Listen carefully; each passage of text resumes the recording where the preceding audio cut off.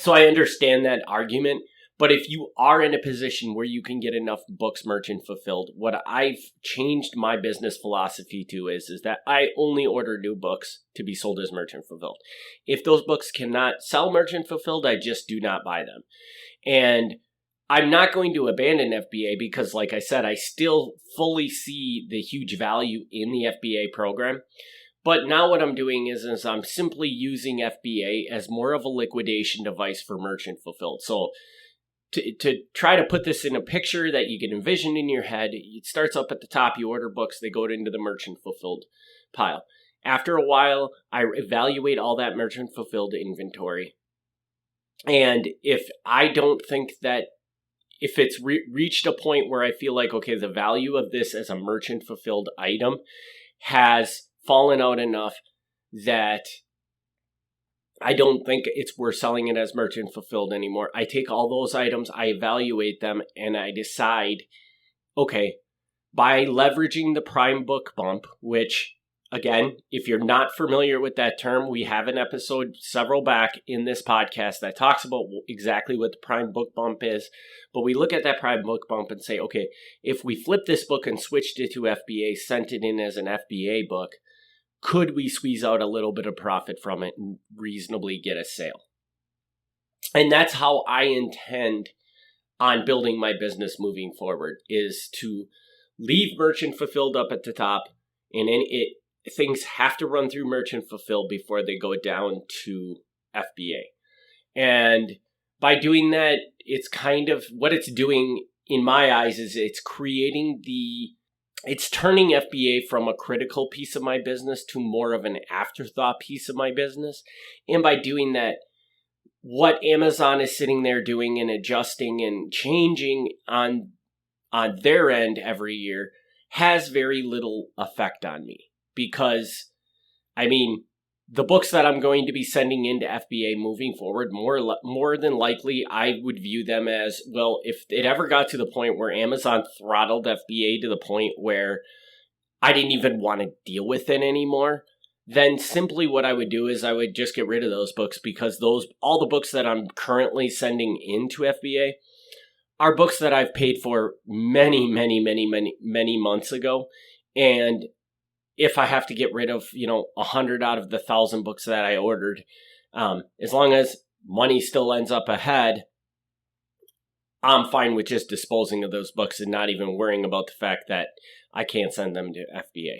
Whereas if you flip that circle around and you put yourself where you put FBA as your priority and MFN as your secondary, what happens is FBA becomes a very, very critical piece of your business. And every time that Amazon makes one of these changes to their policies on how you can store items in their warehouse and stuff, it's going to have a huge effect on your business, and it's going to cause a large amount of stress within your business. So it's just by making this act simply as flipping from making MFN the priority and FBA the secondary, you completely eliminate all that stress from your business, which I think is a win for just about anybody. Now, there's probably some questions revolving that, like, well, okay, so you do that. Well, now they're going to make a big change to MFN, and it's going to do the same thing. It's going to screw your business up, and it wouldn't have happened if you would have had FBA as the primary. First of all, is that a possibility? Yes. Historically, it shows that the MFN program has not changed a lot. There has been a couple of big fee increases over the years, I think. And I can really only think of one off the top of my head, and it was quite a while ago, that jeopardized a lot of merchant fulfilled businesses because Amazon was trying to drive up the minimum price that a book sold for on Amazon.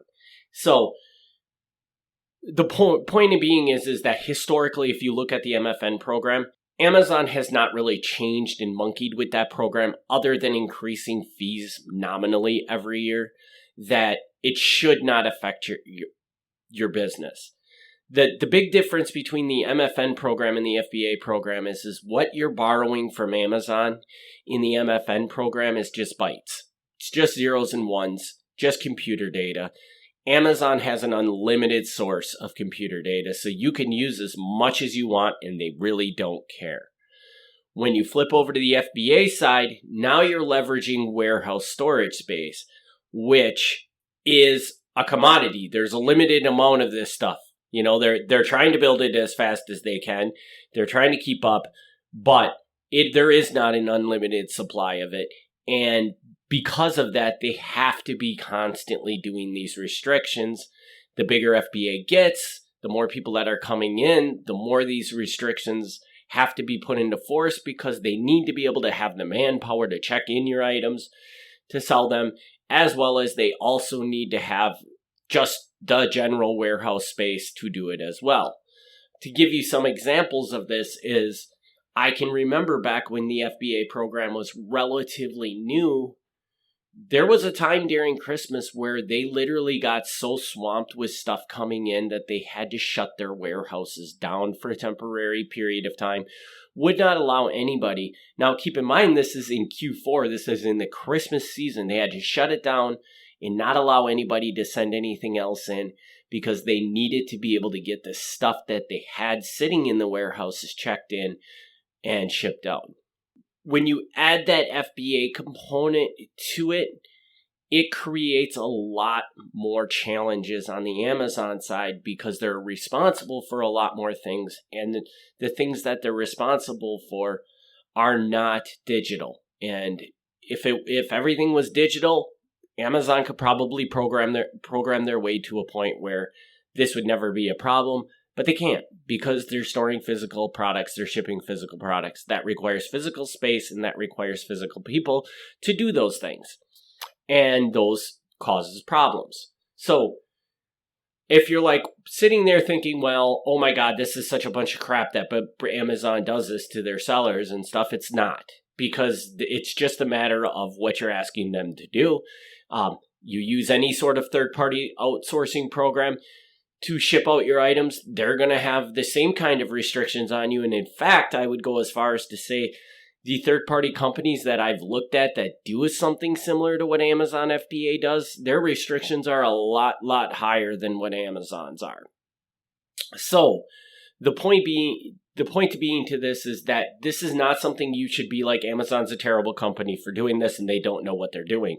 They know exactly what they're doing. It's just a big challenge to overcome. And you have to understand that, you have to be appreciative of that, and you have to cut them some slack on this. But at the same time, it does cause a lot of problems on your end for your business as well. So you need to look at it and evaluate which way is the best way to go for you. So now, somebody out there might be thinking, okay, so now we have this episode and we have the first two episodes that talked about merchant fulfilled and FBA. I'm left confused on what to do. So if I'm putting myself into a brand new seller's seats, what I would be telling a brand new seller to look at is that I think if you're a brand new seller, you still are starting with FBA. And the reason for that is because, again, I thoroughly believe you'll still get better sales with the FBA program. You'll make more money with the FBA program. You'll get quick wins with the FBA program, more so than you will with the Merchant Fulfill program. Not to say that you can't get those wins with the Merchant Fulfill program. It's just easier with the FBA program. So I'd still be the one, I'd start in FBA. But maybe even it wouldn't be the worst idea to look at like dipping your toes into Merchant Fulfilled immediately. And what I mean by that is that I can remember back in the day when I first started selling on Amazon, FBA wasn't even a thing. It didn't exist yet. It came out while I was selling on Amazon. And the way we initially set up the business with FBA, because we didn't really understand what FBA was. When it first came out, everybody out there that was selling was telling you, don't use FBA. It's a scam. It's a ripoff. It's a blah, blah, blah, which was not true. That was just people fighting change. But so we tiptoed into FBA, which meant that everything we bought, if we could sell it merchant fulfilled, we sold it merchant fulfilled. But then we kind of opened up the doors to allow more things to be sold.